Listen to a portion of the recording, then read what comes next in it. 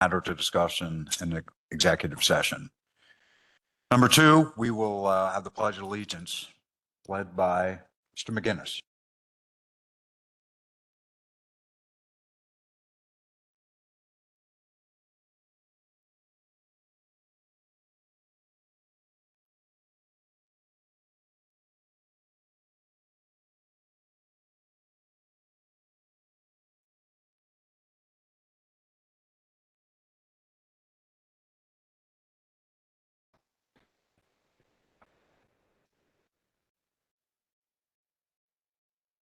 Darrell Cook, South Walnut Street.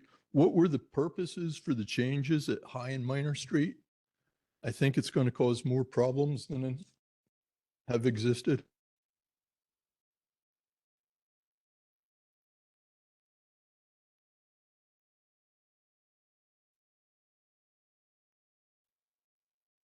Noted. We will get back to you on that. I'm not aware of what the changes are. Mr. Cook's question was answered by the traffic engineer at the last meeting. And I don't know why he keeps beating a dead horse on it, because he got his answer completely by Kelly showing him the footprint of what's going on there, the movement of the crosswalk and the new bricks. He thinks that we shouldn't have disturbed the street. We should have left it 2 lanes, but because of the calming and the renovation of High Street, that's why that work was done. And Kelly gave him a complete breakdown during the Smart Growth meeting. Thank you. Number 4, presentation by Christine Zaccarelli, Crime Victims Center of Chester County regarding Sexual Assault Awareness Month. Ms. Zaccarelli couldn't be here tonight, and so she has requested that council table this conversation to April. Okay, well, we'll table this. Number 5, Environmental Covenant, 301 West Gay Street, Scott Smith, EnviroShore, Inc. Yeah, hi, Scott Smith with EnviroShore. Here representing Chad Weldon. He's the owner of 319 West Gay Street, Masters Baker, and requesting signature of an environmental covenant at the Borough lot at 301 West Gay Street. And just for a quick background, Mr. Weldon's property, 1950s, was an auto repair shop that had a gasoline tank that was removed probably in the late 1950s on his property. And then it was investigated in about 2014. There were some soil impacts. This was before Mr. Weldon purchased the property. After he purchased it in 2017, he went through a full investigation, environmental investigation. He entered it in an Act 2, a voluntary cleanup program with the DEP. He's completed that process. The DEP provides relief from liability associated with the impacts. In terms of the Borough lot, the area of soil is really right around his building. It was close to the foundation. It didn't make sense to remove it. It would undermine the building. So there's a small area of impact on the Borough lot. Part of the Act 2 process, once it's completed, is there'll be an environmental covenant. So it basically identifies the area of contamination along with the deed on the property. So everyone's aware of it. It's been there for, since the 1950s. There's been impacts. It's just now that Mr. Weldon went through the process. So basically it ends with relief from liability, not only for his property, but for the borough's property. Mr. Mayor, do we have an actual covenant at this point? Yes, we do. Okay. Yeah, Christine has reviewed it. Do you want to go over a little bit with the property, exactly what's going on? We brought up a map here to show, and did you discuss what contaminants were found on the property? Yeah, so the contaminants were associated with leaded gasoline. That was, it was in the tank, a small tank that was in use right in front of the property. So where that parking area is currently located.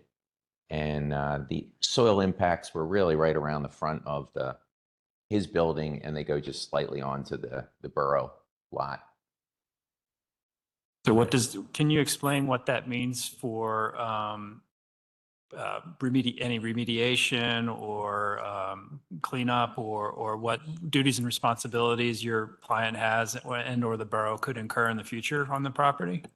Well, the great thing is that, you know, these impacts, of course, they've been there for a long time. Nobody really knew about it.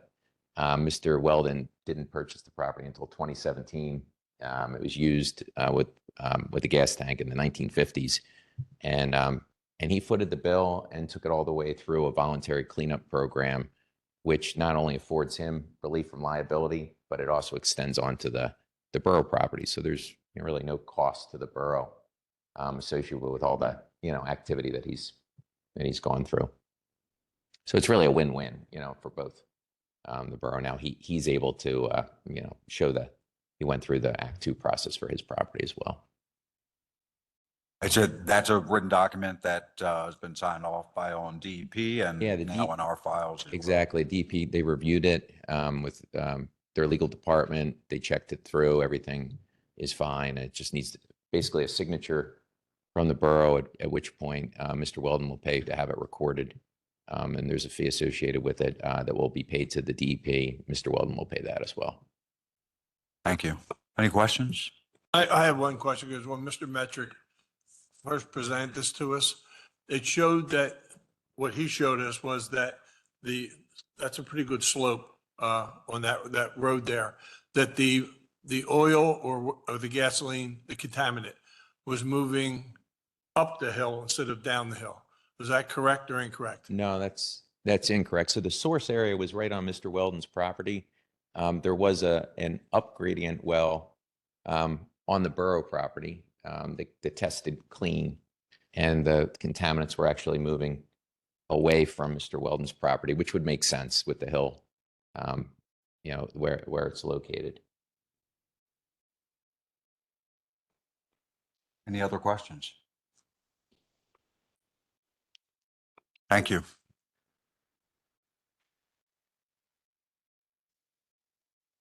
Number 6, comments from the Chair of Planning Commission, James Cherry. Hi, good evening. Jim Cherry, Chair of the Planning Commission. I brought some hard copies of the EV ordinance in case we didn't get them. Do you mind if I approach?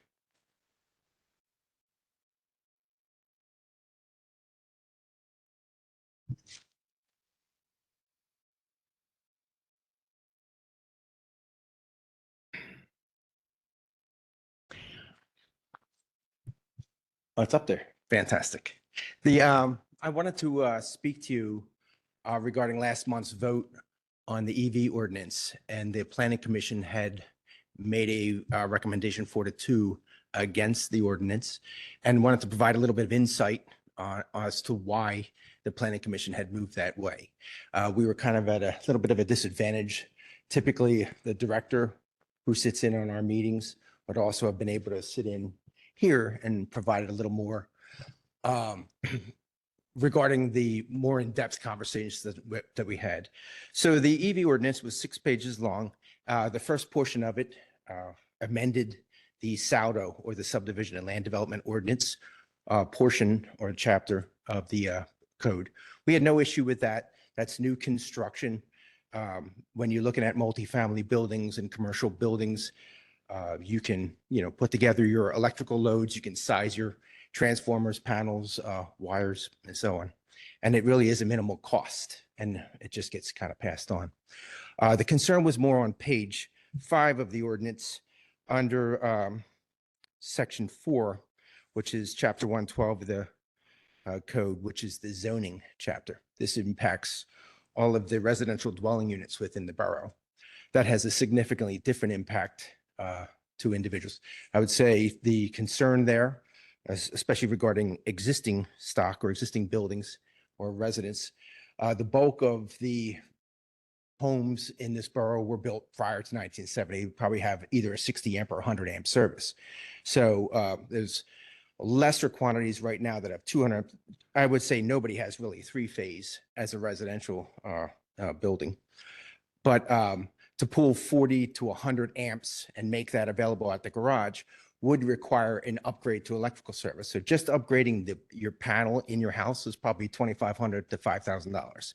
To get that another panel out into your garage, it's probably a very similar amount, another 2,500 to 10. The concern there was not only am I on the planning commission, but we're also sitting in on the attainable housing committee. So it's kind of hard to reconcile, especially with aging residents. They may be in a home. They may have been here 30, 40 years. Maybe they're tired of wiping snow off their car, so they want to put up a garage, and they're required to put in 40, 50 amp electrical service for EVs they may or may not have. So it's that requirement. And in order to get out of that, it would require variance, would now be in zoning. So now it requires a variance to get out of that. So that whole process also, again, burdensome. I'm not necessarily sure it's the best way to go, to have to come in and say you don't have the monies to do something. So the question was, or the desire was to revisit that section, the section that specifically impacts zoning, and make sure we look at that language that kind of clarifies that it would be for new construction.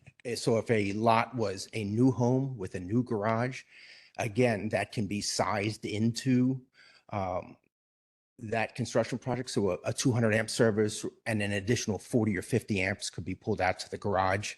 That's a significantly lesser dollar. So My question, and I hear your concern. My question is any new garages or additions to existing garages?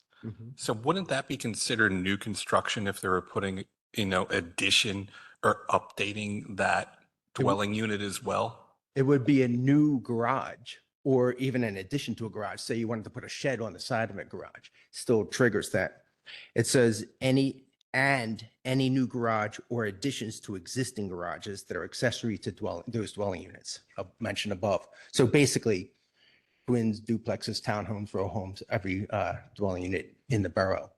So even if it's a new garage, the issue is not necessarily the garage. The issue is your existing electrical service.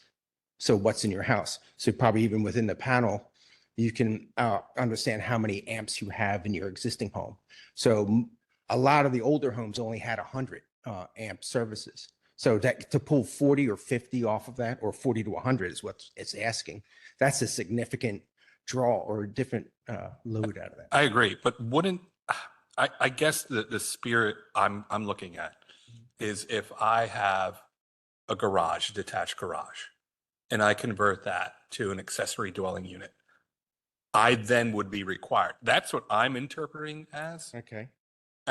But maybe my interpretation is wrong. But other than that, I agree with you. Probably the language does need to be updated.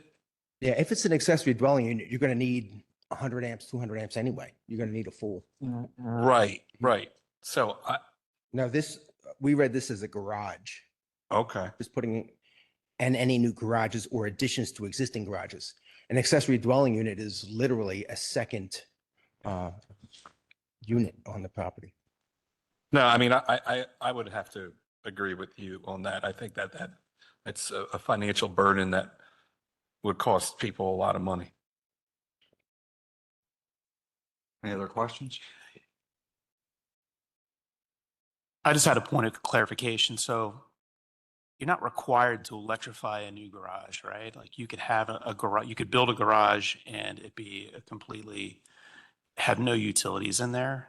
Is that correct? Or are you required to have electricity? This requires you to pull, if you build a garage and you just want a straight up garage and you're willing to open up the door manually, you're still going to be required to pull a 40 to 100 amp. I think that's what I'm trying to get to. So that's the conflict That's I'm the- trying to that's the resolve problem. here. Is Right. like you would be forced to electrify a garage even if you didn't want to. Right. And then also Or even if you wanted to do it in pieces, they Stages. put the garage up, maybe they pull electric in later, and then maybe later on when you're doing well, you can get an electric vehicle and you can upgrade your service. But most people that can buy an electrical vehicle will, out of their own desire, own convenience, want to provide their own 40 to 100 amp. So if you're able to afford an electric vehicle, you're most likely, I'm saying a 95% chance, you're going to provide that for yourself anyway. It's for the convenience of that charge. And with that, you're going to get that tax credit to help you out to what, 7,500 or whatever I think it is. Yeah, there's a $50 for anybody that's buying an EV, and then there's up to 2,000 off offsetting for the home, for the PICO. But again, when you're looking at that, they're providing you a $2,000 credit because it's not a $500 cost, it's several thousand. So would you be willing for the language to change to just a level 1, or do you prefer that it just only new construction? Well, I think the level 1, again, if you do have a garage and you do have a level 1, that's just basically a standard 20 amp receptacle. It's just a charge there. So most people that are putting in garages are probably going to have electric garage doors, going to have receptacles, and have some lights out there. So you're going to have the capability to put a level 1 in your garage. So if you electrify it, you probably can do a level 1. The level 2 is just a significantly higher electrical demand and requirement. So I would say that it's easily done in new construction because everything can be sized and provided right up front. And it's a very minimal difference between, when you're sizing the power requirements. So in new construction, most new homes are getting 200 amps. Other questions? President, I believe we agreed with Mr. Williams's assessment that we like the EV package, correct? Now, with Mr. Cherry mentioning the caveat on section 4, that's slightly different than, a developer building a building. If a homeowner wants to put a garage in, you're adding almost $10,000 to upgrading the electricity, which seems kind of unfair. Even if I don't want an electric car, they're mandated to do it. And we've already agreed that this was a good deal until the planning commission pointed out to us that it's a good deal for developers, but not for homeowners. Okay, thank you. So we agreed we'll revisit the ordinance for, I'm in agreement. okay. Thank you. All right, thank you.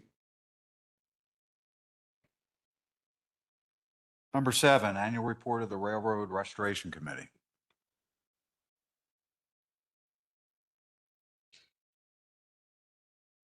All right, good evening, council members. My name is Jason Levin. I'm the new chair of the Railroad Restoration Committee. May I approach? I have a handout for you guys. Okay.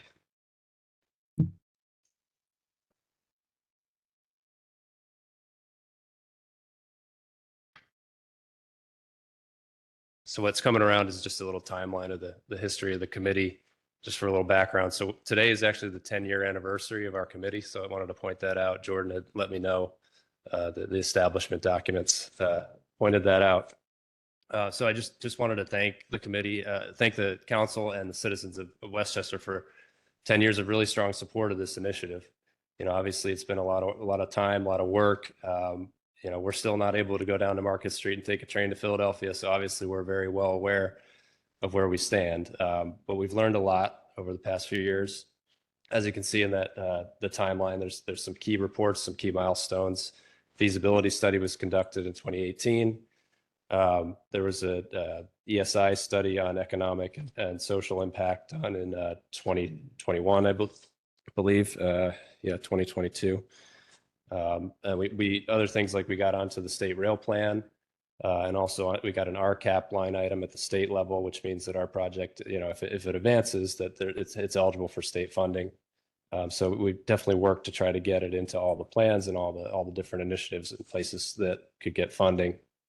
But we've struggled over the past year to kind of get traction with SEPTA. We partnered. The big change has been that we partnered with Railroad Development Corporation's subsidiary called Pop-Up Metro, and that is the battery train concept, which some of you may be familiar with. Some have gone out to actually test drive the train itself out in Rock Hill, Pennsylvania.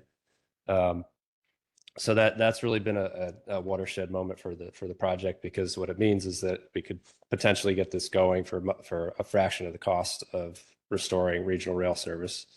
Our estimates put it at about 20 or 30 million, as opposed to 600 million for restoring regional rail service all the way out here. So that was a big shift. And they've been a great partner. They're putting a lot of their time and energy, the subsidiary, into, obviously it's their product and their technology, but they see Westchester as a place that can really be, the entry point for this technology in the whole country. And they are working with other communities, but they do see a lot of promise here in Westchester. I guess, yeah, just to kind of cover a little more on 2023. So Pop-Up Metro had 2 different meetings along with our committee with SEPTA, one in May, one in September. And there was a lot of back and forth. SEPTA put out their concerns. I think it was about 7 specific concerns related to the concept. Pop-Up Metro responded within a day of receiving those concerns, and then had to wait about 4 months for the next meeting with SEPTA, and that was in September. And really no additional concerns. It was a bit of a back and forth. And then, as you'll see when you take a look at my notes here, basically they just said they don't have the time, they don't have the resources to deal with this project. And we understand. I mean, we understand the situation that SEPTA's in. They're struggling financially right now. We hope that the state can come up with, that's a bigger issue, is funding for SEPTA more regionally. We hope that there's a way that they can receive the funding they need to keep all their services running. We've heard things about other branch lines that may, run dry as well soon. So we're not sure what's going to happen with the whole system. So we know that there's a new plan that's needed. So what the committee's been talking about more recently is just governance. So what is the approach we can take? Are there ways to set up a new organization, a nonprofit or an authority that could potentially look at operating this service in the future? So that's something that we're really focused on right now, is looking at pros and cons of authorities, nonprofits. What's the structure we could put into place to potentially move this forward? So that's a big focus. Just one other thing for 2023, Pop-Up Metro has been in discussions with FRA, Federal Railroad Administration, for their technology, because it's a new technology, hasn't been tried in the United States before. So there's, obviously they need to work that through the safety process with FRA. So they're working on that right now as well. Yeah, so as I said, looking at authorities, looking at nonprofits. So we're getting examples from places like CEDACOG, which is an authority out in Western PA. It's several counties formed it 40 years ago to take over a lot of old Conrail lines, and they've successfully been operating for about 40 years with several different short line railroads. So we're looking at their sort of incorporation documents to understand how that works. And also the Schuylkill River Passenger Rail Authority here locally, another example we're looking at. That's a more recent example of getting service up to Reading, and they're establishing to do that. And then on the nonprofit side, we've got TMAC as another model of sort of a transportation nonprofit structure that potentially could be a model as well. So again, we're looking at pros and cons. And a couple other items. The council has asked us to support the negotiations around the lease. So we're looking at edits for a 1-year renewal of the lease. So SEPTA has a lease to the Borough. Borough leases to 4 States Railway Services, which operates the Westchester Railroad. That's been in place since 2008, or actually 1997. We fully support the tourist operation.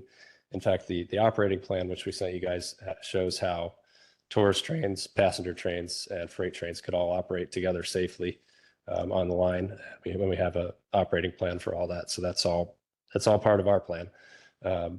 And so we'll be sending edits soon on the lease. I took a look at what 4 states, they had some edits about extending their territory from Glen Mills to Wawa. We fully support that. We think that makes a lot of sense. And just taking out the Lenai portion, which is now part of SEPTA's territory. So that all makes sense to us. So we'll be sending that over soon. And want to support the discussions on a 15-year renewal as well. I guess one other item is inspections. So we're working on a scope and budget for doing an independent third-party inspection of the line, because we think that's something the borough needs to have to protect the borough from a liability standpoint. So we want to make sure that that's done this year. So we'll be sending over an estimate on that. And so one of our main asks tonight is we'd like to propose a ballot initiative for November. And it's a very straightforward question. So we've been working with a lot of different elected officials who would like to see, hard evidence of the support for this initiative. So we think it's a really great opportunity to put a simple question of, would you like, I think I wrote it out here. Would you like to have access to clean, affordable, sustainable rail service between Westchester and Wawa, connecting to SEPTA trains into Philadelphia? So a simple question saying, do you want this, yes or no? And we could get hopefully a really good response in November, showing, 80, 90% of residents in the borough, yes, do want this. So we could take that around, recent numbers to our elected officials to show that there's support for this. So that's one thing we're definitely asking for here tonight. Trying to think of anything else that's really critical before I'll open it up, but yeah, I want to be respectful of you guys' time. If there are other folks, stakeholders, I guess just mention some stakeholders. So we've been working with Cheney University, Westchester University. They're two key stakeholders in our project. Again, they both would have stops on this line, and they're critical. So they have strong interest in the project as well. So we're trying to build a big coalition around this project and really make it have a lot of force behind it, because we know we're going to have to make that case eventually. So yeah, happy to open it up. Thank you for the report. I appreciate it. Any questions, council? Thank you very much. Appreciate it. Thank you.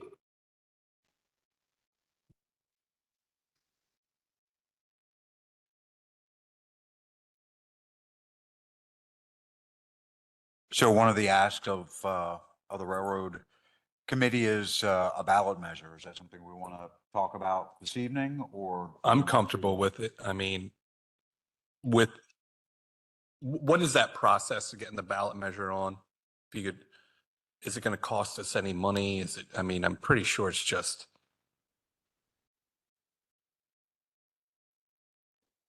Jordan Norley. I believe council can just vote on it, and then I'm not sure exactly what the process is, but there's can vote to basically put the question, and then that gets communicated to the county somehow, and then a judge makes the final, you say you want it to be this question, but then a judge actually puts it on. Now that I think that might be part of our home rule charter, in which case council does have the power to do that. The council definitely has power to do that. It's just it's a vote of council to do that. I mean, if you're comfortable with that language, you can move quickly, but we can also just revisit it next month. I mean, whatever. I'm not sure about the timing on all that, but maybe we can ask. Is that something we could look into? I don't know for tomorrow yet, but at least next month we could, yeah. Okay, why don't we put it on for next month to talk about this again? Would we put that through Smart Growth Committee or the entire council?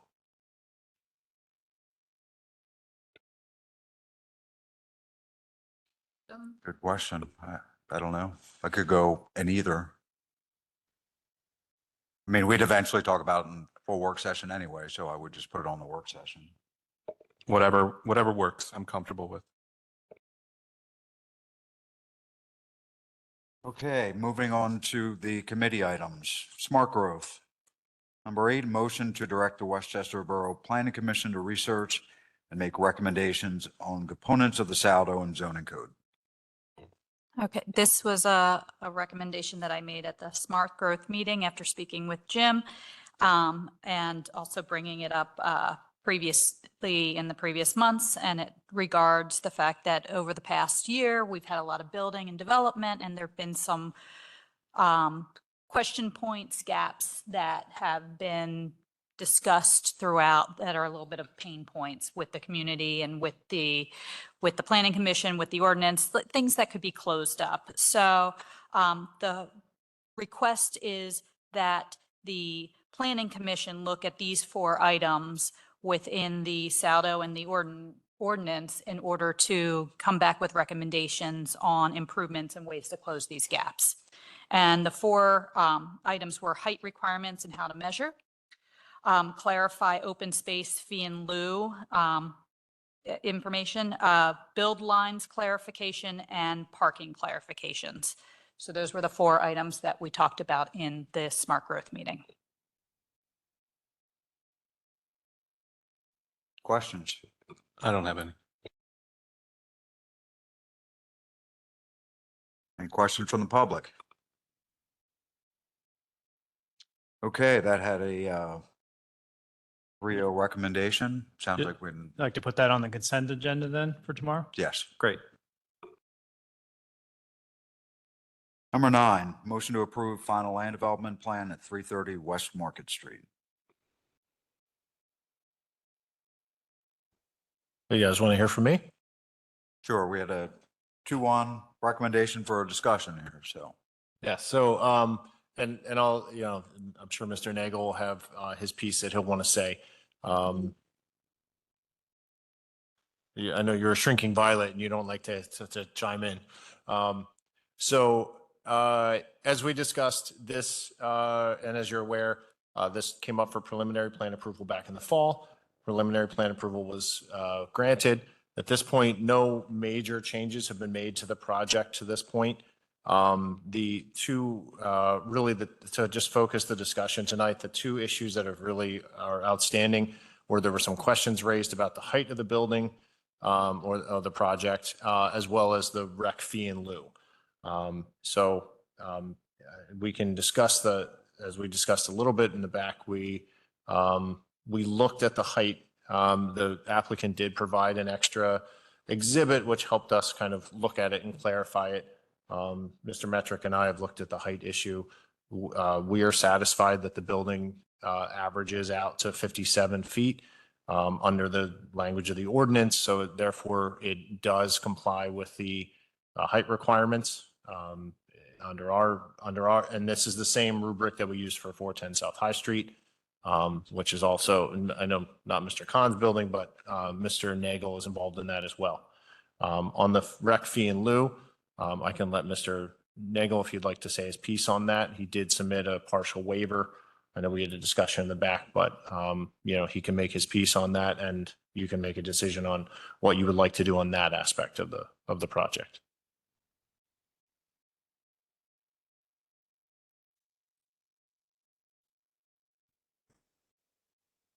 Good evening. Eli Khan, the applicant and owner of the property. I just want to talk about kind of the rules, the playbook, the rules of the game. You guys have an ordinance. Every municipality does. You publish an ordinance and you ask all the applicants to play by the rules. I assume most of you are advocates of rules as well. When we built Chestnut Square, we submitted it. We explained that our roof decks, our plazas were recreational space. And the borough unanimously agreed and provided us that as our open space. Your own ordinance has a photograph of that building and that plaza in your document, your rule book. Rooftop courtyard public space. Whenever recreational facilities do not fit on the ground level of a property, a rooftop courtyard solution may be implemented as a public space. Rooftop courtyard public space from your rule book. Why is it not really simple? I agreed to donate $40,000 to the Horace Pippin Park as a gesture of my longtime love of the borough of Westchester. Mostly because I felt it was appropriate. It would impact a park right near the project. And mostly because I anticipated the rules would be followed by the borough that they have followed in the past. I have yet to hear an answer as to why we need to pay a fee in lieu of recreation. I have not heard an answer to that. And or when we agreed to donate the area in Wallerton Alley,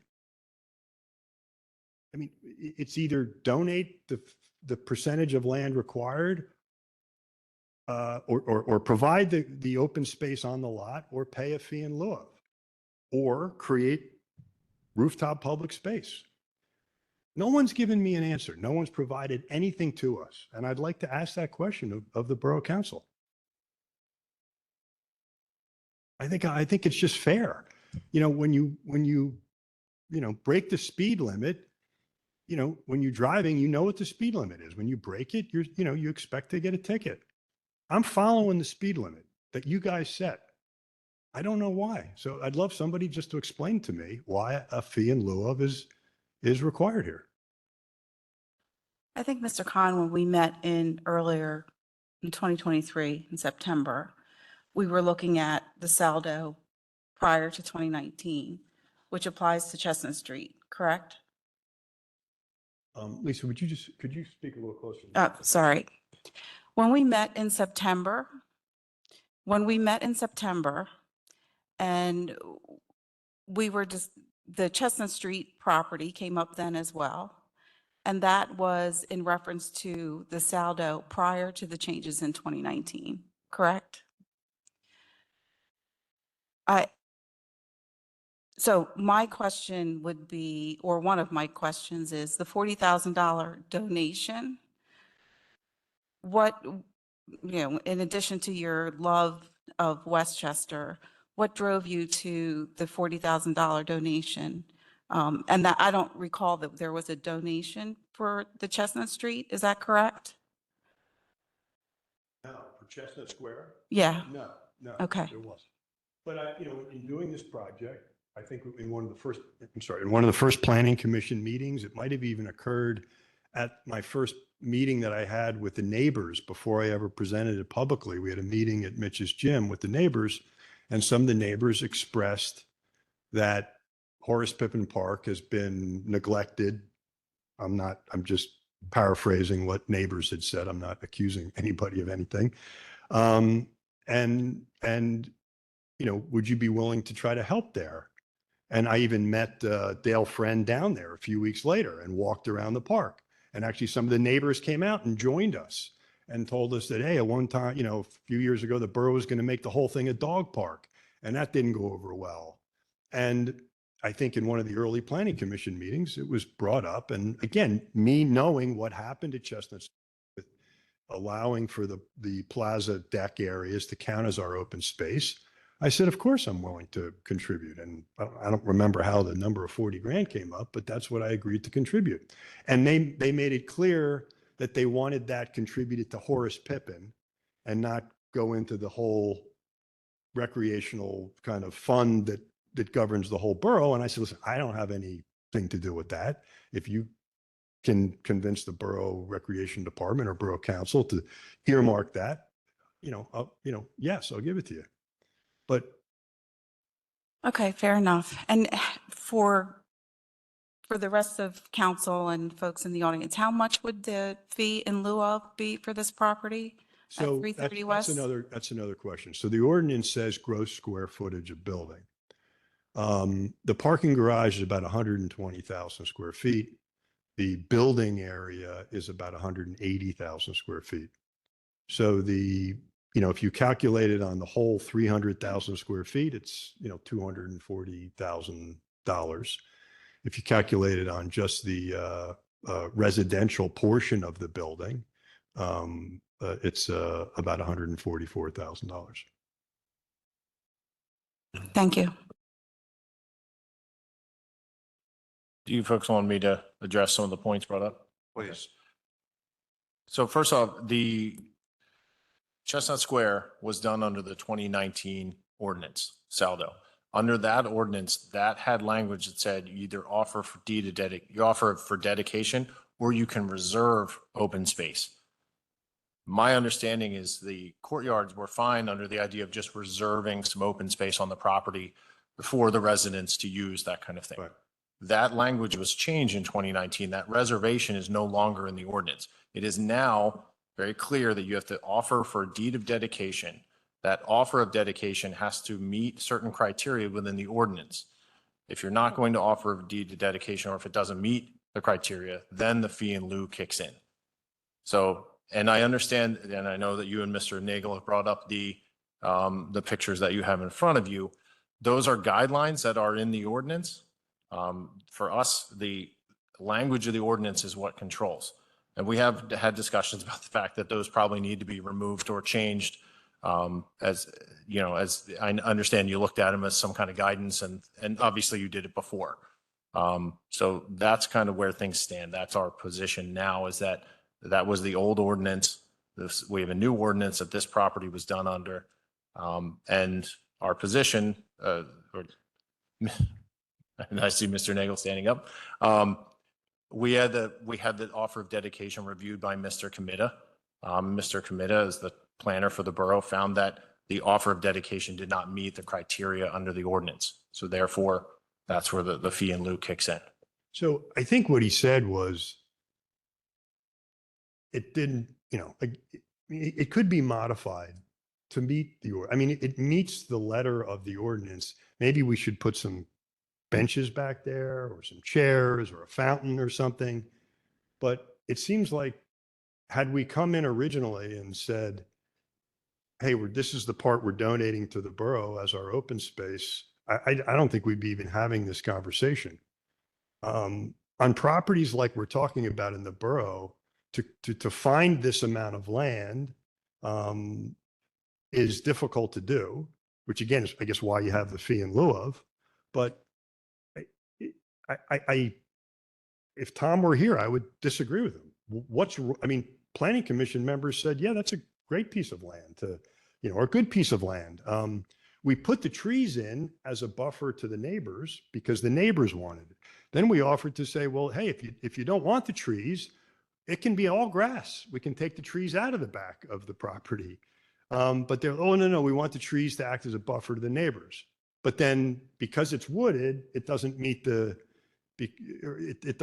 recreational. Well, I think the issue is that I think the property is already under landscaped as it is, and you're paying a fee in lieu because of landscaping and trees that you're not meeting under the ordinances already. And the idea is that you were offering this area of land, which ultimately is about 6%. The threshold is 5%. Right. The problem was that Mr. Committa found was that there's a strip of that land that is part of your landscaping plan. Right. And so you take that out and you're at 4%. And the problem is it's sort of double dipping of you're using part of the land to satisfy your landscaping requirements. And then you're also turning around and trying to use that land for the open space Tom, dedication. Where does it say in the ordinance you can't do that? Where does it say you can't use landscaped area as open space? I don't see that in the ordinance, and I could be missing it. But you may say it's double dipping, but I don't see where it says you're not allowed to count landscape area that has trees on it as as open space. If it said that, I would agree with you, but it doesn't. And it would be logical if it's open space.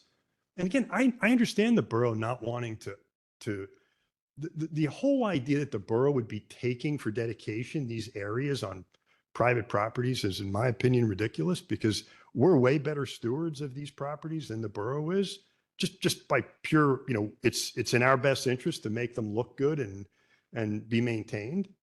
But I don't see anywhere where the borough says you can't take landscaped area and make that your open space. Right. The 5%, how many square feet are we talking about? Would constitute the 5%. It's like 3,800, 3,700 and change. And we have 43 or 45. Yeah. Eli, can I say one? Yeah, thing? please. Just briefly, don't sit down. I understand your point that the ordinance changed and what you raised, Ms. Dorsey, on that issue. But I ran a comparison between the ordinance before when Chestnut Square was done and the ordinance now.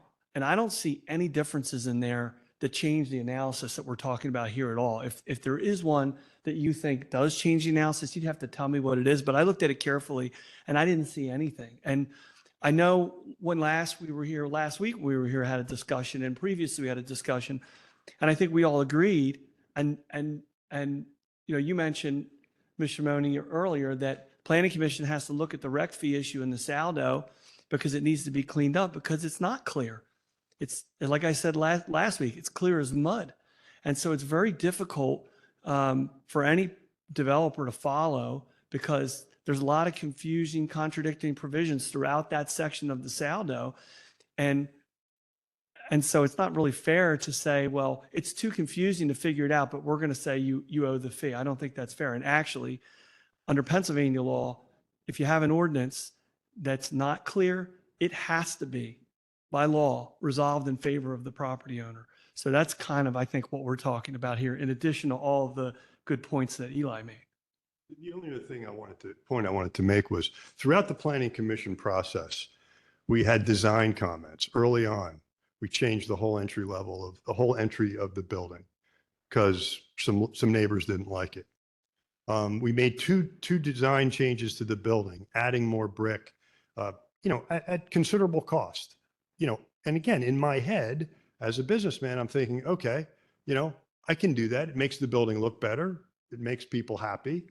But again, I'm thinking all along that the rules are, I have the open space covered. So, I agree to those things. I agree to the $40,000 voluntary contribution. And now at the end, it's like, oh, you got to pay a, $140,000 or $240,000 fee.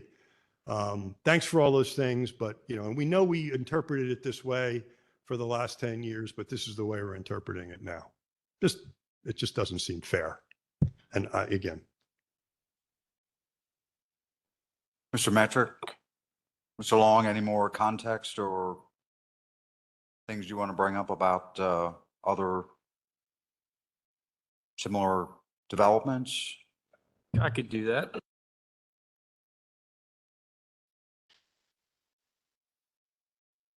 Took a look back at two recent land developments that have gotten through preliminary plan approval. One of them will be familiar to Mr. Khan because it's one of your projects, 250 East Market Street. In that land development, the borough did not, in the preliminary approval, did not take dedication of the second story interior courtyard areas. Instead, you offered a 2,300 square foot parcel adjacent to the property for open space, which came in to be, I'm going to say roughly 40% of the square feet required under the code. And your engineer agreed to pay a partial fee in lieu, and that's in the approving resolutions for the preliminary plans of that project. So that was a case where the borough did not accept the second story interior amenity courtyard space that wasn't public.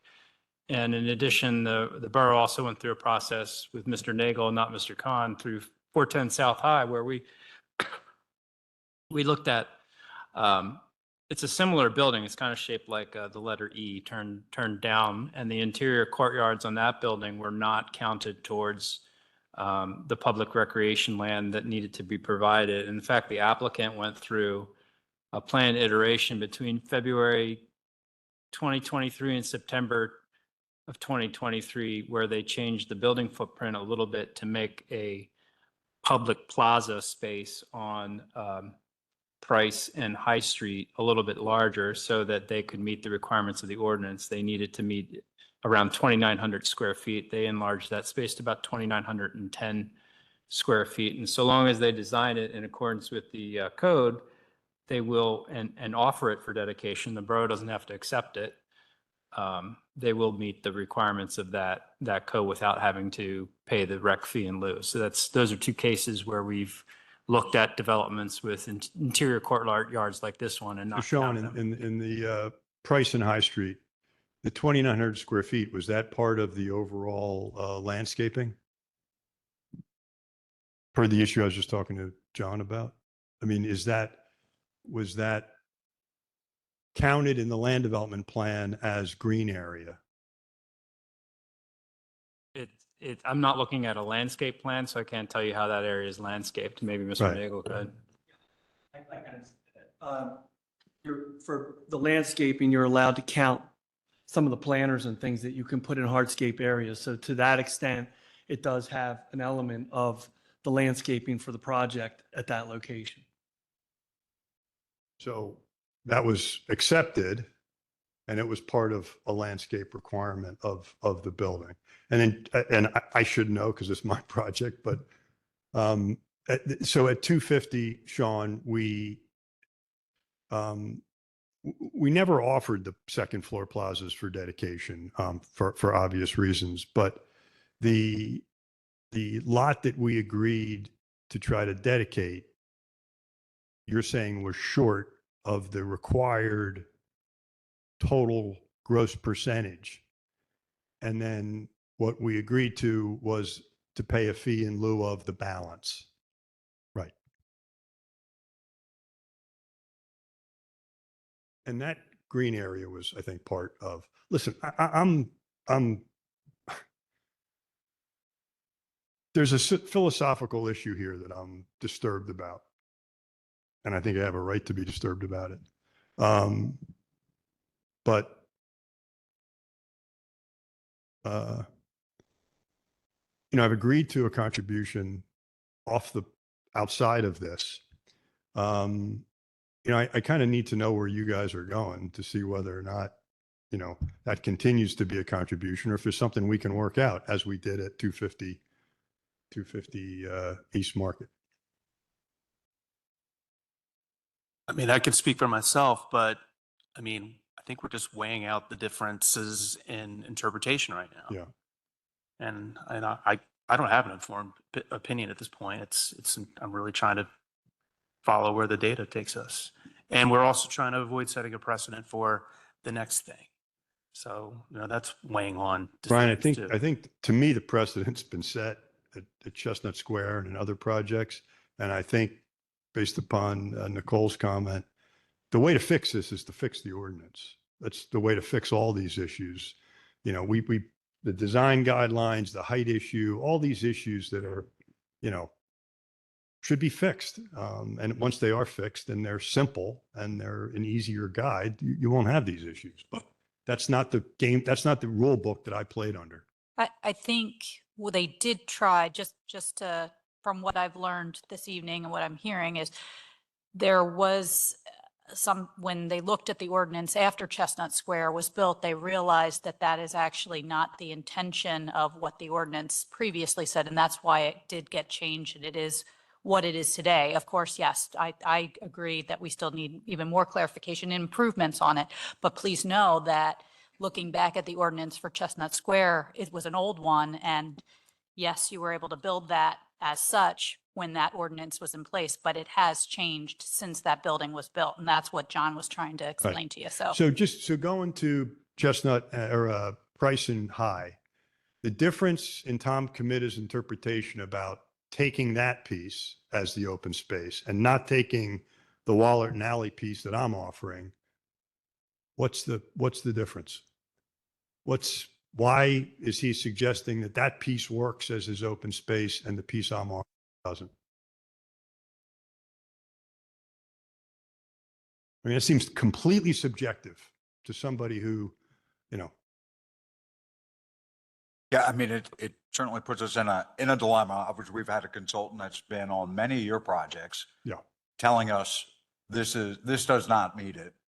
So it would be nice to have Tom here to be able to tell Yeah. why he disagrees that the South High Street project landscaped planning area is different from this. I understand that there are, in addition to being contiguous, there are other requirements in the ordinance for Parks and Rec space. I don't know if that's part of it. I can't, obviously, I'm not on, I only represent the borough for this one and another one. I don't represent for this 410 South High. So I can't speak to that.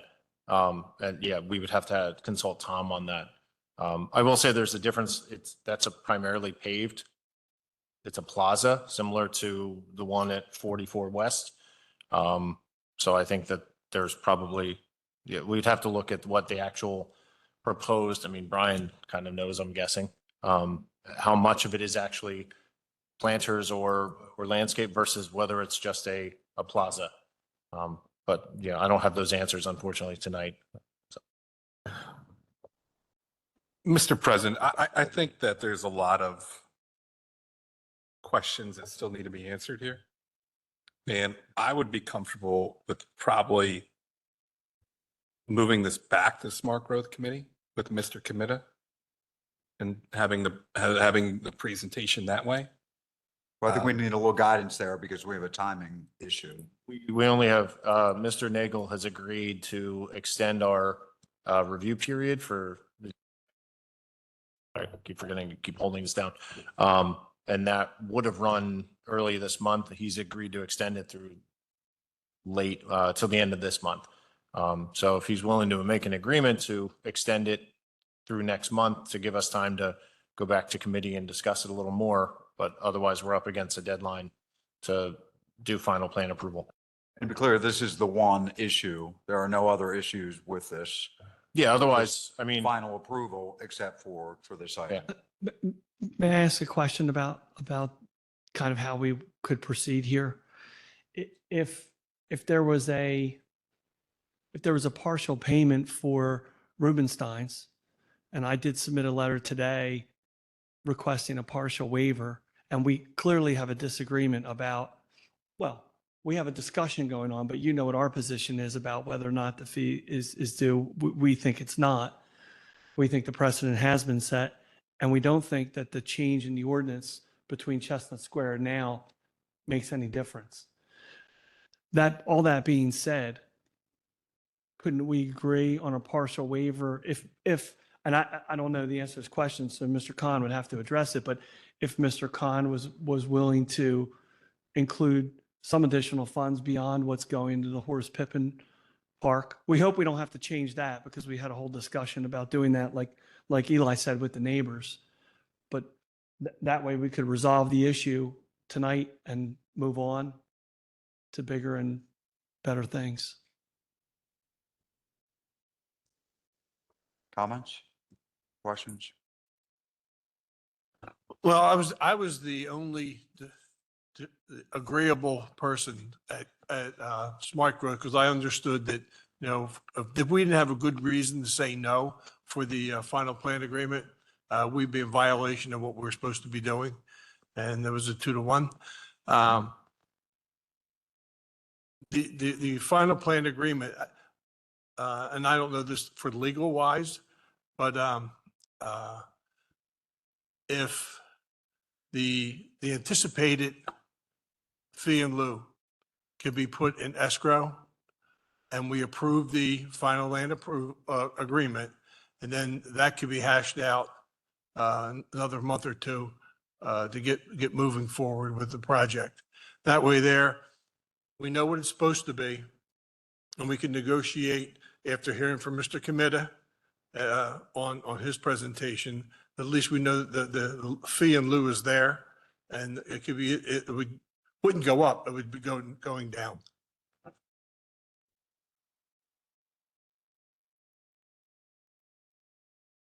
Yeah, I think that could work if you put in the resolution that the fee in lieu will be either the $40,000 credit is the $40,000 contribution to Horace Pippin Park, or the $144,000 to Mr. Khan referenced, but more likely somewhere in between, subject to being resolved between the borough and the applicant. Then you can approve the resolution, and like you're suggesting, we can work that out. That way, Mr. President, that way there we move forward because we have a deadline to approve the final land agreement. And if no monies will be exchanged, but monies are held in a resolution ordinance or whatever you want to call it, that we know what the number is, and it's not going to go any higher than that. It'll go down from there, the higher number, the 147,000, whatever it is. Yeah, and we would agree to pay the fee when the building permit is pulled for the project. Mr. Flynn, I don't understand your reasoning, nor do I understand what you're suggesting. Could you be clear? What I'm asking Mr. Khan to do is to put up the money. But you mentioned Rubenstein, so what? No, I didn't say Rubenstein. You did say something about that. So what, are we talking No, about? we're talking about We're 330 talking about West. This property, correct? Yeah, 330 West Market Street. commonly known as Mitch's Gym. So what exactly, how much are you asking him to, no, I think you mentioned Mitch. I asked for 100, how much was it? It's 240 is the total, if you include everything. So Yeah, well, that's not the living space. Yeah, so it was 150,000, I think it was. $150,000 for escrow. The floor area of the apartment building is 144 square feet. Okay. Excluding the garage. Right. 180 square. Yeah. square feet. Yeah. So- Yeah. So whatever that calculates out to. It's 100, At 80 I cents think a it's foot. 144,000. To promise, 144,000 as a reserved and agreed upon number by council and by the borough. And because that's the true fee in lieu of the backyard. Just, I don't know that that's the,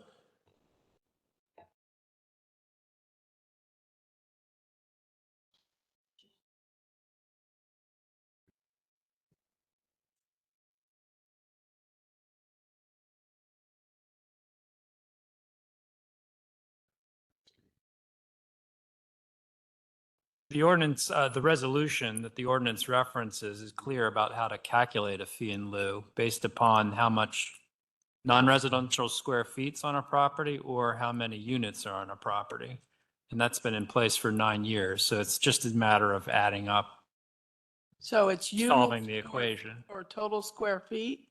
Is that what I heard you say? Correct. That's what, Units, total units or total square feet? for non-resident, the square feet only applies to non-residential. I think Mr. Khan was referring to square footage for this property, but we would be using the unit calculation. What is that, Sean? $1,474 per unit, 1,000. $474 per unit, and it's 80 cents per non-residential. But I think you took the non-residential out of this. I project. did, yeah. Yep. So it's one or the other. It's not separating. How many this units? garage Is it out. 125? I'm sorry. So it's one or the other, not separating garage space out? Is It that does what I- not separate garage space out, but if Mr. Khan were proposing a mixed-use development, you would use both. Can I ask another potential scenario here, real quick? If, I don't know where Tom is, Tom Committa, out there somewhere, but I guess we probably didn't because he's not. But is there a way to put this on discussion and get him here tomorrow night and answer some questions that we have for him and have it like if we need to bump this vote to tomorrow night, we can put it on discussion, talk to him, kind of figure out what's going on from that perspective too. My only concern with that is, I think if we do that, we're going to end up in the same place we are now. I don't think we're going to get anywhere. And so to me, it's better to just reach a resolution of it now while we're here. And it's consistent with the precedent. We do have, I mean, I think to me, the legal issue is pretty clear. It's not due, but you've got my client here willing to resolve this issue consistent with what's been done in the past. And I would bet my bottom dollar, having been through these proceedings many times, that you'll bring Mr. Committa in, you'll pay him, and we'll be here tomorrow night having this same exact discussion. To me, it'd be much better for all of us if we just get it resolved tonight. And that's what we're requesting. so I'm looking at Sean's screen here and you correct me if I'm wrong, you're calculating the fee in lieu at 272,000 and change, based on the units and then the price per unit.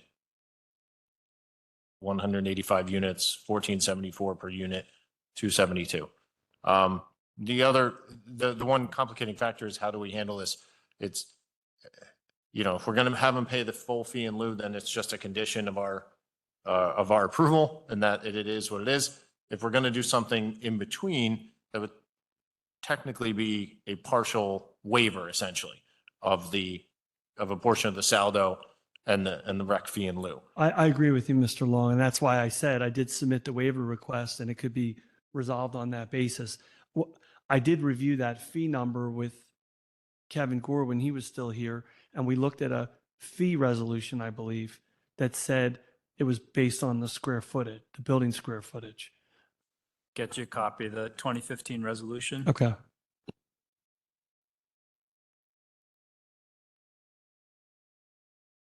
So can someone succinctly define what we're being asked to agree on? Because I'm thoroughly confused. I mean, I think there's an idea out there floated by Mr. Flynn. I don't know, it's up to the council if there's enough, if there's four of you that are on board with it, the idea of it, maybe we can craft some kind of language that essentially grants a partial waiver, states that applicant is going to post the full amount in escrow, the actual, let's say, parameters of the partial waiver will be worked out as part of the permitting and building permitting process through that process. I guess the only concern is how is that going to be worked out? Like how is that actually, is that us standing up here with Tom? Because that's a whole different issue of whether, I mean, there's an issue that our open space on Wallerton Alley, I maintain, should be offered for dedication by the borough. And that's what I would be arguing with Tom about. And this wouldn't be an issue. We have more than the required 5% of open space. Yes, part of it is landscaping. I don't think there's anything in the ordinance that prohibits it from being a landscaped area. And we're offering it to the borough for dedication, which the borough is not going to take for dedication. They're going to want to make sure it's green area, open to the public, and borough should want us to maintain it. So that issue is, to me, the basic issue of offering the open space to the borough, which we're doing. Anything else is really, as Brian said, just us trying to negotiate a fee, really. And I guess the way I feel is just, I offered $40,000 to Horace Pippin. If you want me to offer some money to the borough for open space as a partial waiver, then I'm willing to discuss that. But that's really, principally, to me, it should be zero. But, let's put that aside. If you guys want to negotiate a fee, I don't see any way that I'm going to agree to a $276,000 fee without fighting it out with Tom Comita. To me, it's not what's been done in the past. It's not what my discussion was with Kevin Gore. It has not been an issue, and it's not fair. So if there's a middle ground, we can sit here and negotiate. I'm happy to do it. I always think there can be a middle ground. I think that certainly a higher amount would be in order. But I think we don't want to set precedents, because it would be Mr. Nagel who would be talking about we aren't following the rules, that we're granting waivers, that we aren't doing historically what we've done in the past. So I think that if you want consistency, then we have to start being consistent right here and now. And consistency means following the new rules that have been set forth by Saldo. Now, doing that, I think it's also unfair, not only to you, but it's unfair that our zoning laws are kind of messed up. They're jacked up for the borough, and they're jacked up for you, because you have built this property within an inch of its life, because you can. Right. You can do it. And so you have done it, but you haven't left room for any or minuscule amounts of green area, which who in their right mind wants the back of the alley and that strip of ground that will probably be used for dog walking, quite frankly. But be that as it may, you could build it, and it's going to be a beautiful building. But the fact that there could have been more green space on an eye level, yeah, it could have been, but you didn't have to, so you didn't do it, which we understand, because our laws, our ordinances are jacked up. They need to be refined and defined, so this can't continue to happen. So we're at an impasse, because you do take one position, and it looks like our legal counsel and the counsel takes another position. So I think, hashing it out maybe and coming to an amicable figure would be doable, but if you think that you're going to get an answer right here and right now, it just might not happen. It could Okay. happen, but it might not So happen. I guess my point is, I maintain that our open space is available for dedication.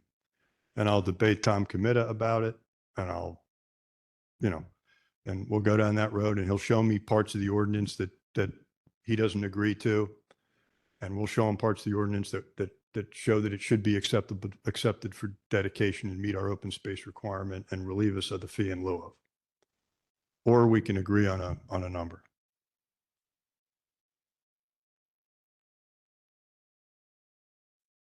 I don't know about precedent.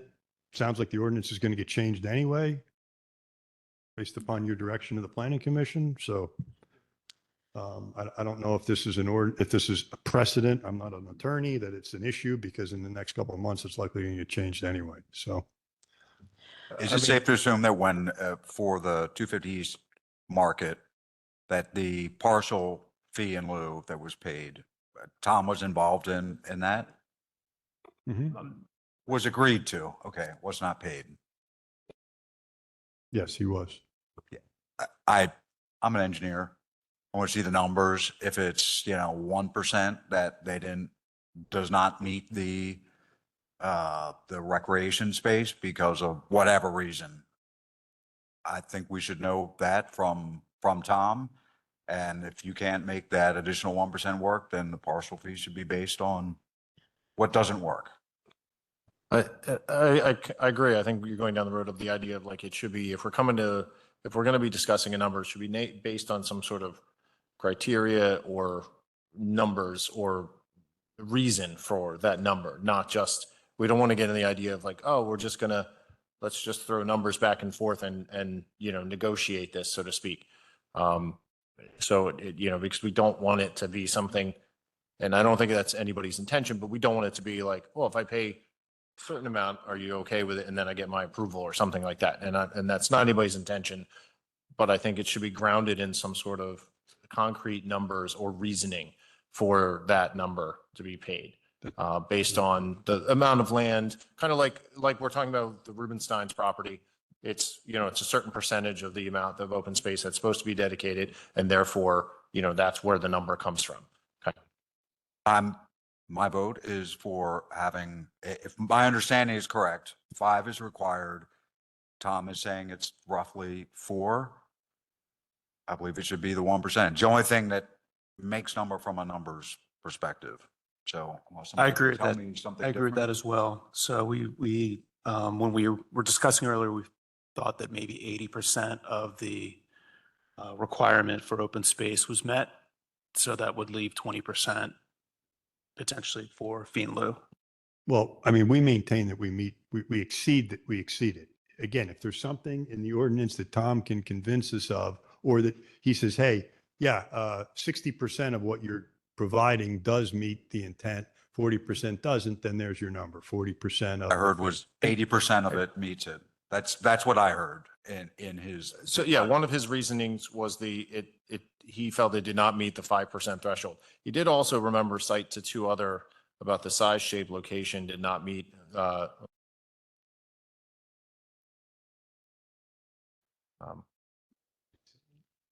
That the space has a lack of suitability for the purpose of active and or passive recreation by reason of its size, shape, and location, as well as another criteria, which is the space is not designed as a viable public space, such as a park, plaza, or pedestrian gathering area.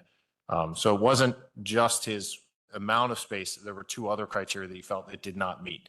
Now, we can debate that, or if the council decides, like you've kind of discussed, the idea of, okay, let's all agree, if we're going to say Tom's assessment of 4% as opposed to 5%, so therefore they're most of the way there.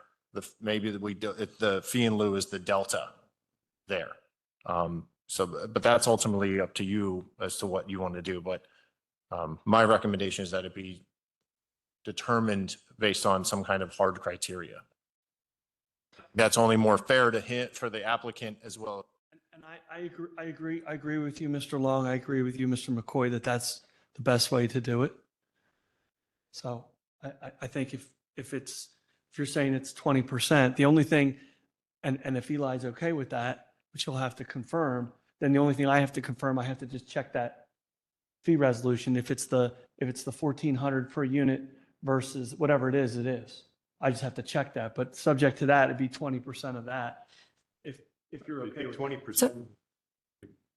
I don't know how you do it. Take the. worst case would be 20% of But- 270. But then there would be an additional, I think, because of the other stipulations that it doesn't meet, right? I feel like we need to, you were saying that he called out that the space wasn't suitable for activity and things like that. And we'd need to talk through whether we But, want to. but I think the idea is that if you're, like, he's requested a partial waiver. If you're willing, you would basically be granting a partial waiver of the fee in lieu. Ultimately, you're saying, we don't really believe that their offer of dedication it meets the criteria of the ordinance, but we're also understanding that, for whatever reason, for the fact that they have the courtyard, the fact that they do have this space along the property, we're willing to basically give them the benefit and waive the full fee in lieu and grant a partial waiver that they are only paying 20% of the fee in lieu. And we're basing that on the fact that ultimately our planner found that the space encompasses 80% of what's required, something along those lines. And so that would be the 20% of the 272, correct? Well, it would either be the 272 or the other number. I just have to check the. Because the 272 comes to $54,400. And Would that be also including the $40,000 for the dedication? So we're looking at Yeah. $94,000 that the borough would receive. And my client would be fine with that, subject to confirmation that that's what the fee ordinance says, but yes.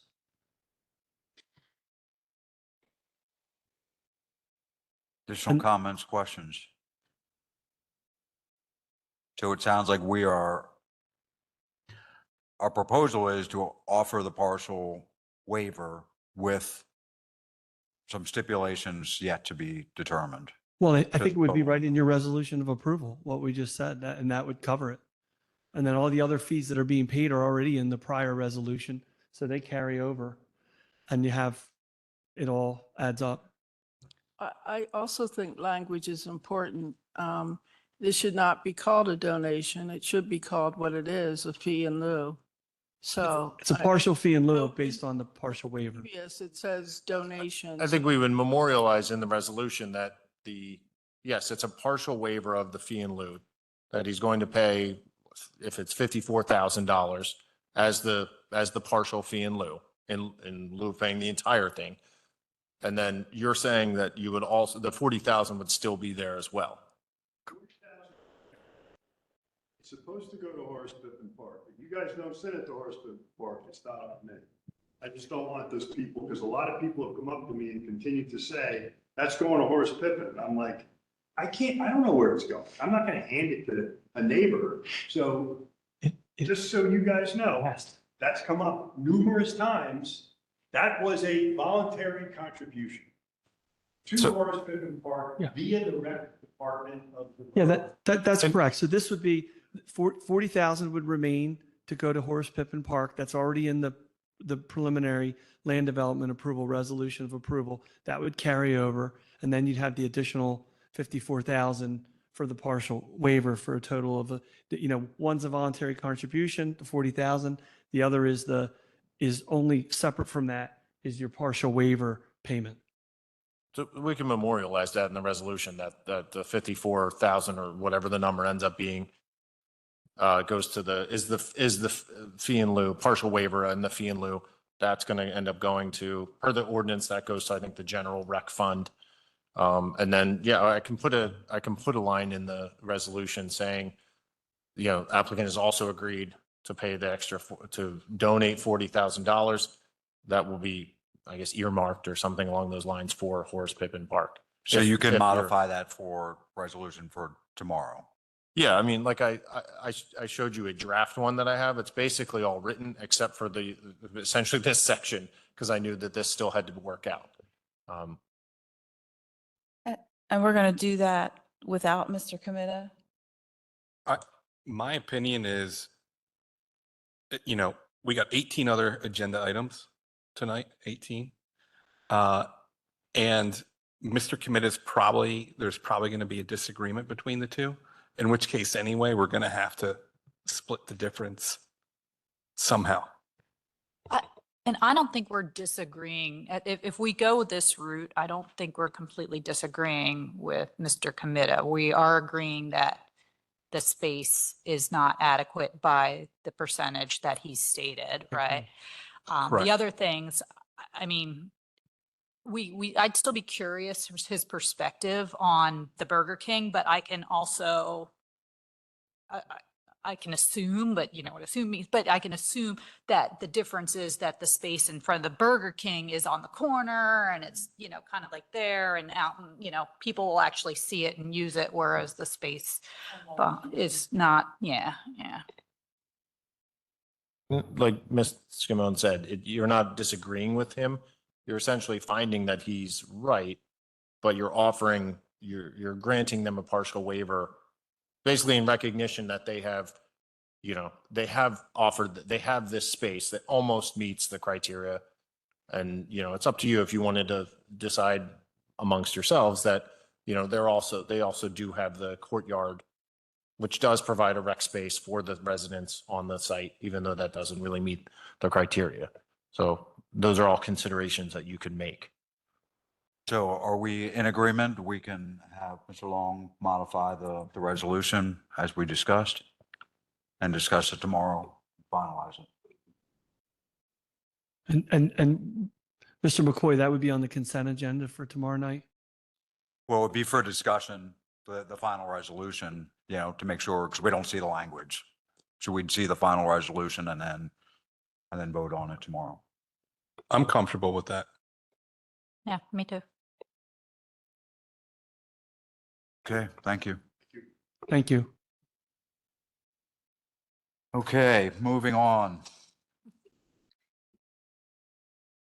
Motion to approve proposed mural at 319 West Gay Street with recommendation of Westchester Borough Public Art Commission. This is an easy one. A very pretty mural they want to put on the side of the Masters Baker building. The committee recommended it 3-0. We liked it. So this would be right above the, where the environmental. Yes, yeah. It'll take your eye away from that.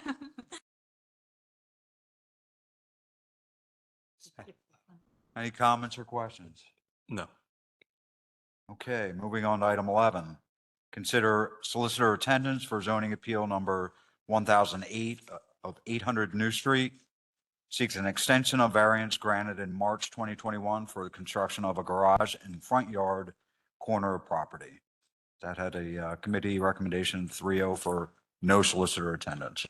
Yeah, this one, it was the applicant, I believe the applicant put in the application like a long time ago and it just didn't get done. And so now they want to get it done. And so there's really no change to the application. They just technically, they have to go through the process again. So. Comments or questions? Looks like we could put that on the consent agenda. Number 12, approve February 2024 HARB submission recommendations. A through C. All right. Yes, signs and adjustments to properties. We felt that they were all appropriate. We agreed with HARB and we were good there to recommend. Comments or questions? Looks like we can put that item on consent. Number 13, motion to schedule a public hearing on May 15, 2024 at 6:30 p.m. for short-term rental ordinance. So this has to do with the Airbnb, the adjustments that we had requested last meeting for Kristen to make in the ordinance.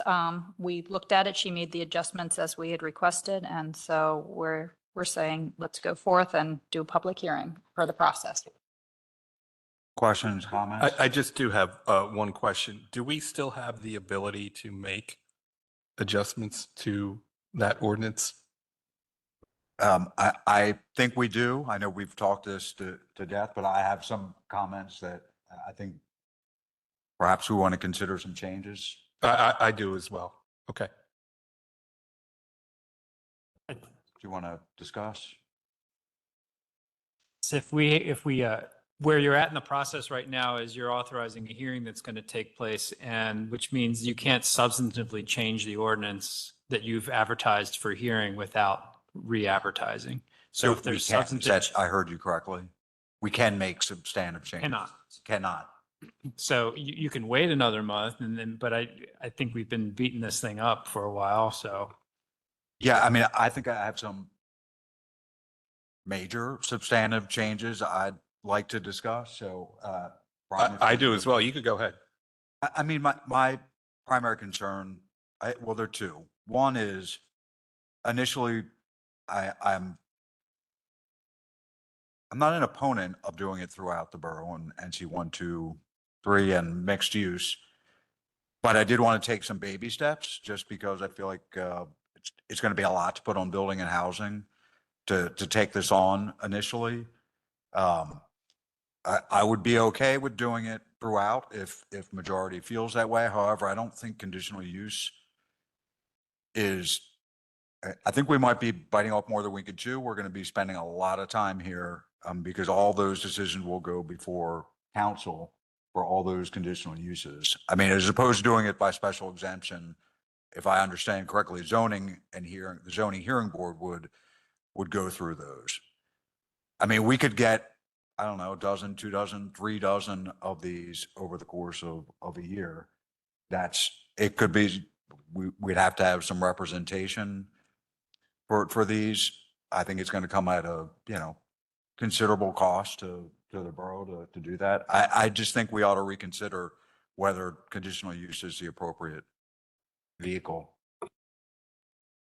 I mean, I'm for it for as far as town center NC1 and NC2. My issue had to deal with parking. I mean, how are we going to regulate parking in areas where there is no permitted parking? In which case, I guess they would have to provide a picture or a document stating that they do have the ability to supply ample parking. The other issue is I do agree in permitted areas that there does need to be a parking requirement moving forward. So those to me were the two big issues. The other issues are, and to your point, that these are going to be coming in front of the council and from the planning commission, and also building housing, is that these short-term ordinances do have to register within the borough. So we know who they are. So we need some teeth to the ordinance that if they don't register within a certain period of time, that there should be a fine the first time and a suspension the second time as well. Because we need to know who these people are, because if right now we don't. And I think that's a bigger issue.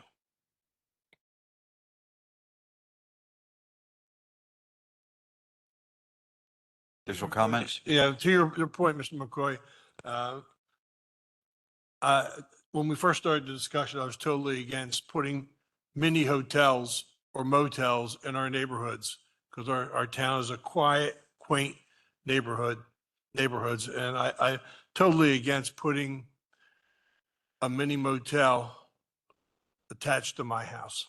But I agreed that I thought town center was the right way to go. As you mentioned, taking baby steps to see if we could control the town center. And we wouldn't have to worry about parking in the town center because there's parking lots in the area, or the short-term rentals will have either parking on their property or very close to their property. We wouldn't have to worry about that. Putting it in all the neighborhoods, now we have issues with all the other areas in the borough are permanent. Therefore, you have to have A, B, C, D, E, F, and there's not enough room for cars.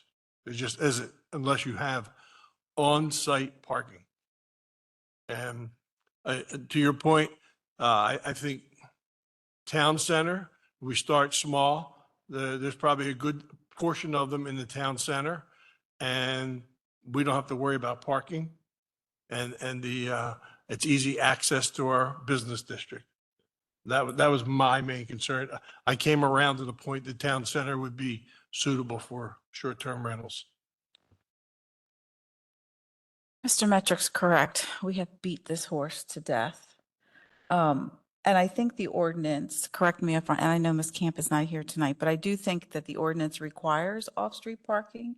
You have to provide proof of parking for each bedroom in the ordinance, which would, I think, alleviate what you raised, Mr. McGinnis, or parking near, dedicated parking near the short-term rental facility. We can continue to debate this for another 6 months to a year, but we do need to make a decision. And I hear your concerns, Mr. McCoy, around the draw or the additional work that this is going to create for buildings and coding. I guess my concern is we already have them here outside of town center. So those would essentially become illegal if they're not registered or even permitted outside of town center. So I think we need to take that into consideration. Technically, they're already illegal. I know we've talked about this for at least a year, but it's such an important topic to cities across the country. We got to get it right. And, I fear going back is always more difficult,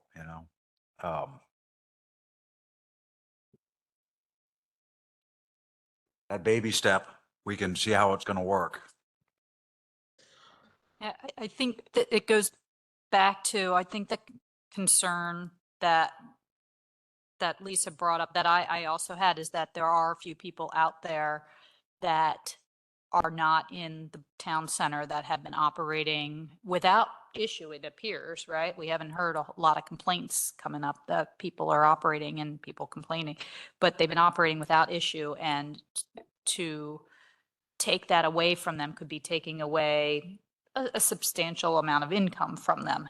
If there was a way, which I know Lisa also asked in our meeting to Kristen, if there was a way to grandfather in those handful of already operating outside of the town center locations, I would be perfectly fine with saying, okay, let's baby step in town center, let those other few, if they can prove to us they've been operating for a while, let them kind of keep going, no more new ones outside of town center. I'd be perfectly fine with supporting that. It's that question of if there's a few people out there that are making money off of these, then it's a substantial amount of their household income. To take that away, I get concerned.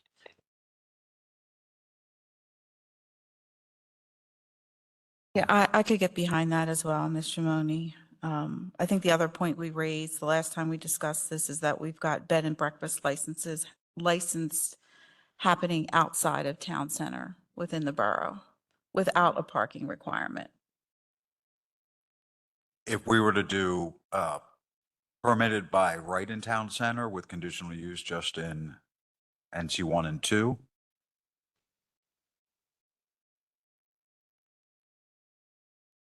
We can do legally? We for have to ask sure. Chris. I think so, right?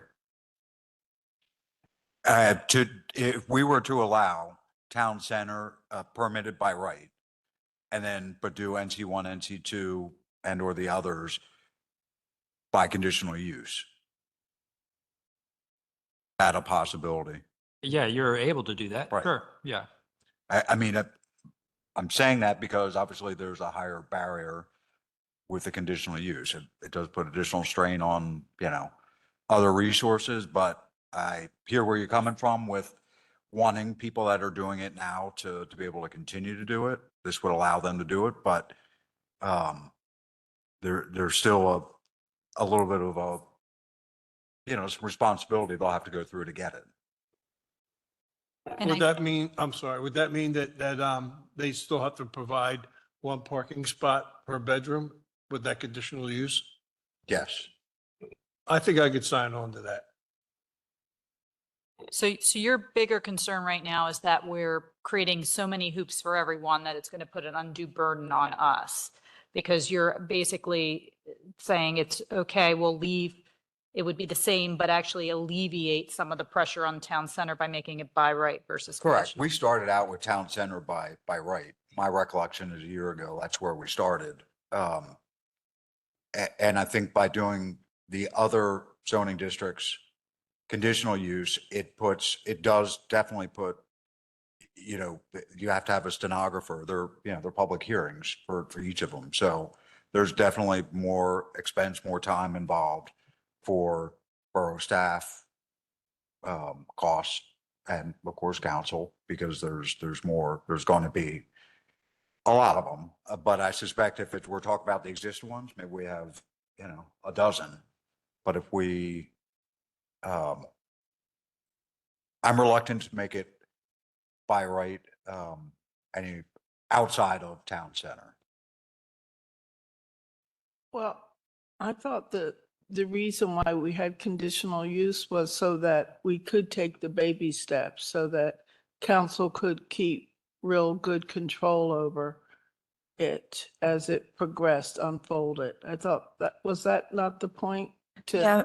To make sure that you were able to control it and change it if need be? That was one of the things that we discussed. And again, going back to the bed and breakfast, I think we only permit so many within a certain area.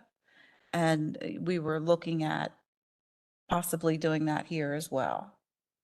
So you wouldn't have a whole block full of Airbnbs. We would only permit so many.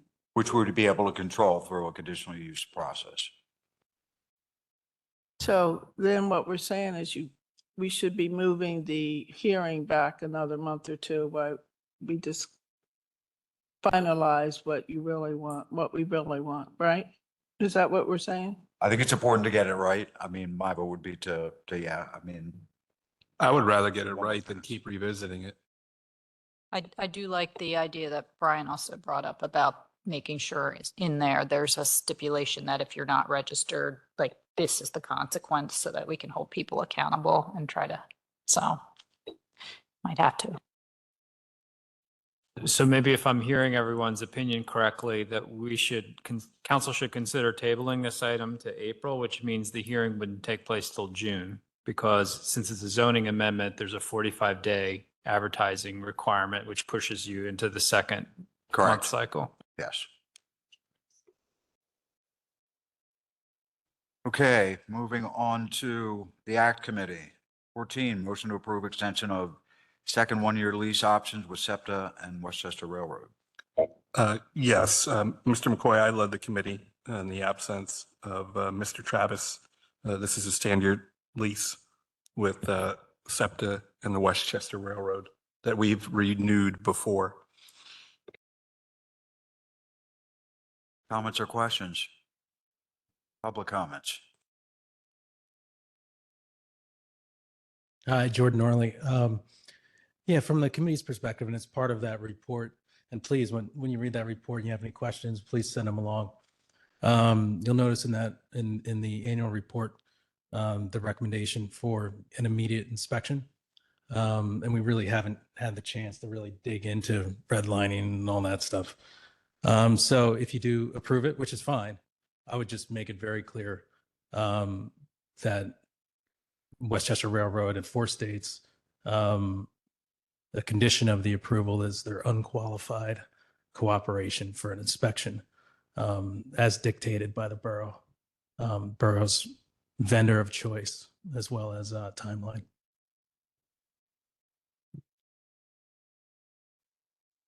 Any further comments or questions? Okay. No. Think we put Council that- in favor of that idea that Mr. Norley stated, included?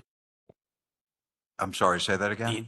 It's Is council in favor of including Mr. Norley's comments in the lease renewal with the sublease renewal with Westchester Railroad? As far as the inspection, correct? I have no objection to that. Just want to make sure Is it something we've done in the past, the inspection? there is inspection requirements. I do get track reports on a monthly basis from Westchester Railroad, but there are some concerns, I guess. I don't believe there's been any third-party inspection of that line. We don't, I mean, we don't have any records of it.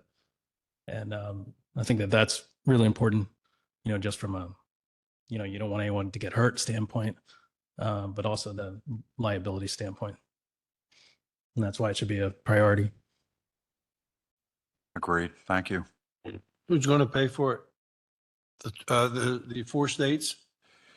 Well, the borough is the leasee. We sublease it, so that's something that would, I think we don't have a cost yet. Right. My thought, Mr. President, is the fact that part of the 1-year lease with the Westchester Railroad, if they want to operate on it, they should be able to do a third-party inspection and supply the results to the borough so we can make sure that it's a safe ride. Like, that should be part of their lease agreement.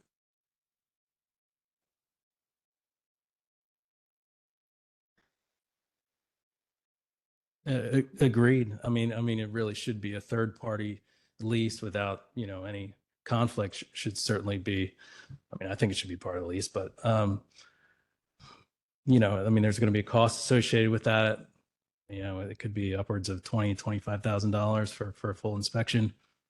It's really the cost of doing business, and they're the ones running on it. I mean, you could put it on them, but I mean, that's a pretty big, heavy lift for, a nonprofit like that. Westchester Railroad's a nonprofit. Four States is a for-profit organization. So I'm not sure, but typically speaking, it's a pretty good idea to make sure that the track is safe by a third party.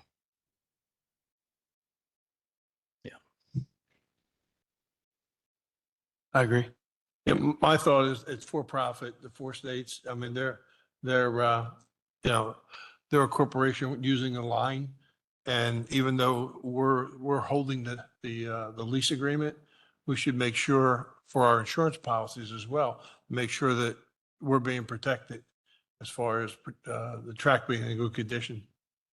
Yeah, if I read the lease and sublease correctly, I mean, all the responsibilities that we have as leasee are passed on to the subleasee. So. Right. Okay. We can put an addendum in there. They should do an independent inspection. Yeah, up to the extent that, if there was an issue, up to the, by the borough's next in line after Four States from a liability standpoint. Well, let's get the cost. When does that lease need to be signed with Four States? The window to notify SEPTA of the 1-year renewal should be done in the March meeting cycle. April will be too late. So it's something ripe for council to make a decision on now so we can continue to operate tourist train and remain in compliance. So we're agreeing to the lease with SEPTA, but the sublease, which is also part of this, we're asking some additional language added for them to have a conducted third-party inspection. I'll look at the lease between tonight and tomorrow, and then we can, I think there's latitude within the lease to request that of them. We were suggesting that council, as part of its motion to approve the sublease, I think that's what I heard correctly, require that an inspection be performed. Correct. Correct. Right. Anything else? Okay, moving on to item 16, motion to approve organizational and management development training. I think you skipped 15. I skipped 15. Motion to approve service agreement for Verizon cable franchise fee negotiations. I mean, this was just a standard lease negotiation with Verizon. Comments or questions?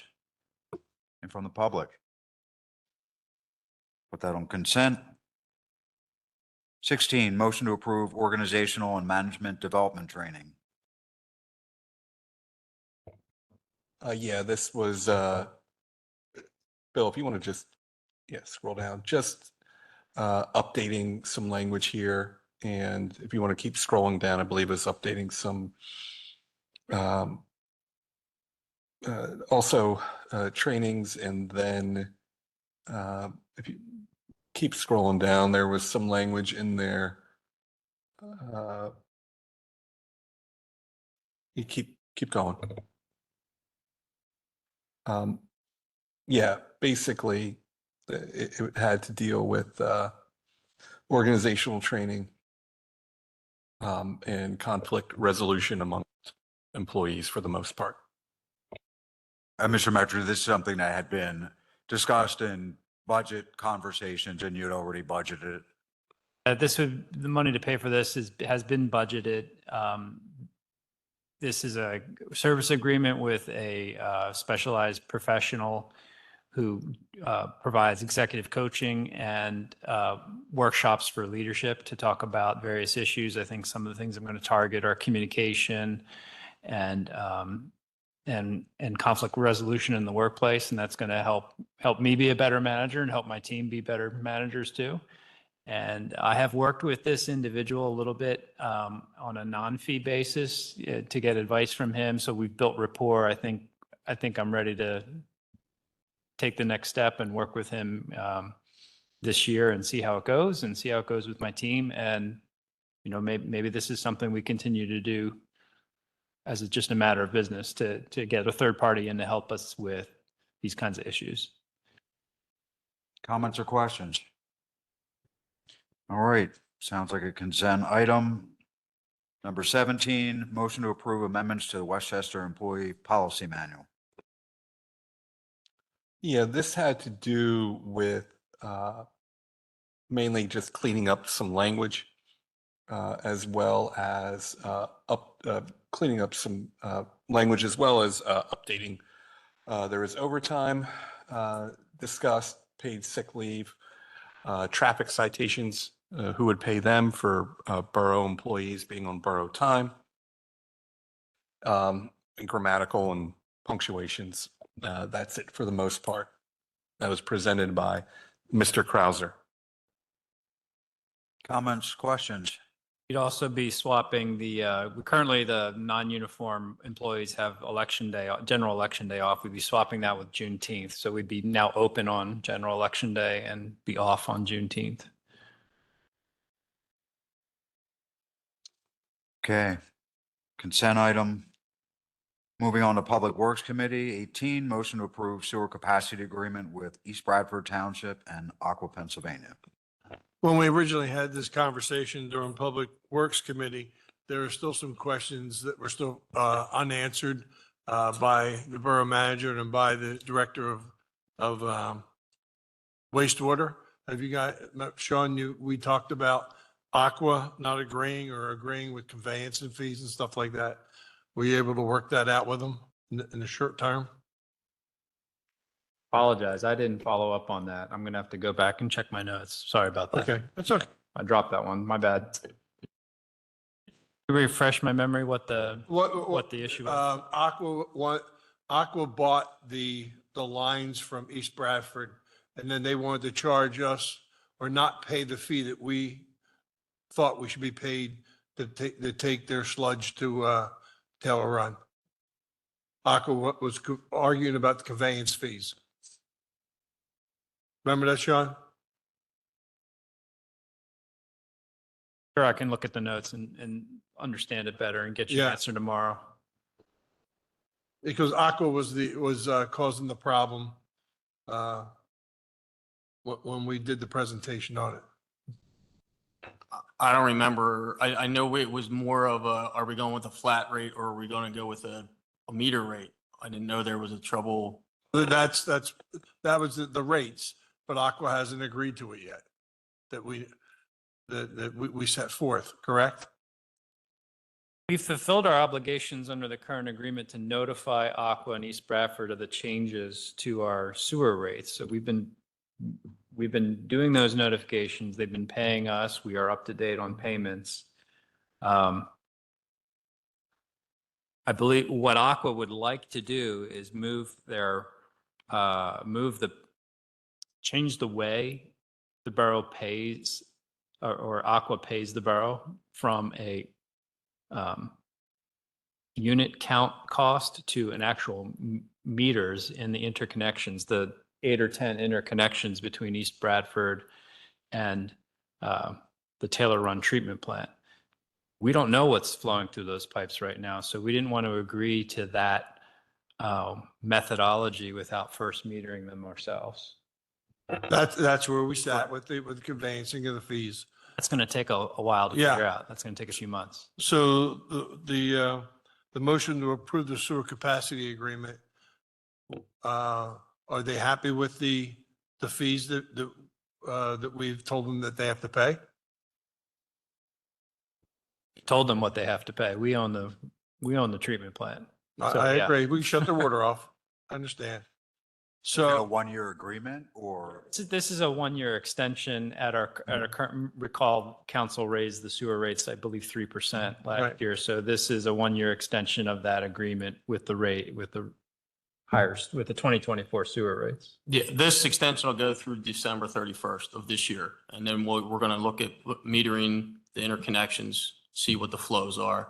And then is it stay with the flat rate that we do now or go to a metering rate to which way we go? So we have the 8-9 months to investigate to see which way you guys want to go.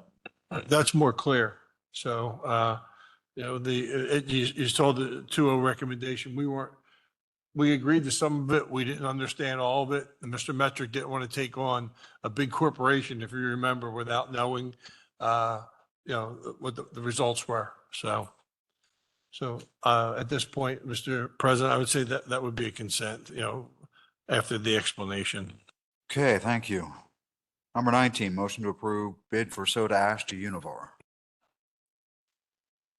Mr. Edwards, come on up, because you'll be able to explain a little bit better, but the motion was to approve our yearly soda ash purchasing from Univar, and they're our current supplier at this point, correct? Yes. So we opened up bids, and the bids shown on the screen there. The first two were non-responsive. They did not submit financial statements and spoke to the solicitor. She deemed them non-responsive. So we recommend approval of a contract for Univar Solutions for the price there. Thank you. Any questions, comments? Okay, sounds like a consent item. Number 20, the motion to approve the bids for aluminum chloride hydroxide sulfate to USALCO. It's our yearly purchasing for aluminum chloride. Is that Taylor Run? Yeah, Taylor Run. And the numbers are up there as well. We only had the one qualified bidder, correct? Right. They are our current supplier. Thanks. Helpful to have the year-over-year percentage increase, not as bad as one might expect. This is actually for 2 years, so it makes the number look a little better.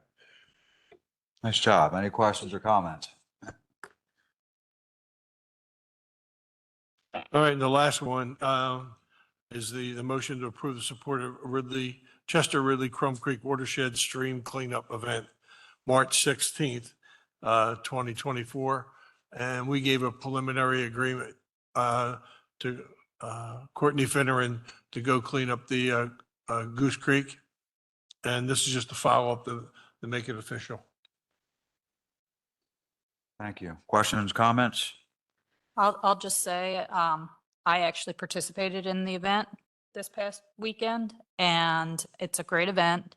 I could not believe how much trash in one block, we pulled out of that creek. Like, I personally, 5 large bags. I mean, there were 6 of us, and all of us pulled out in one block, 5 big bags, there's just a lot of trash in there. And it's great that they're doing these events, and I wish we'd do more of them, just to keep our streams clean, because it's super important. And, it's good to do what we can for our waterways and just for our areas in general. So I'm glad we pre-approved it and that we had the event.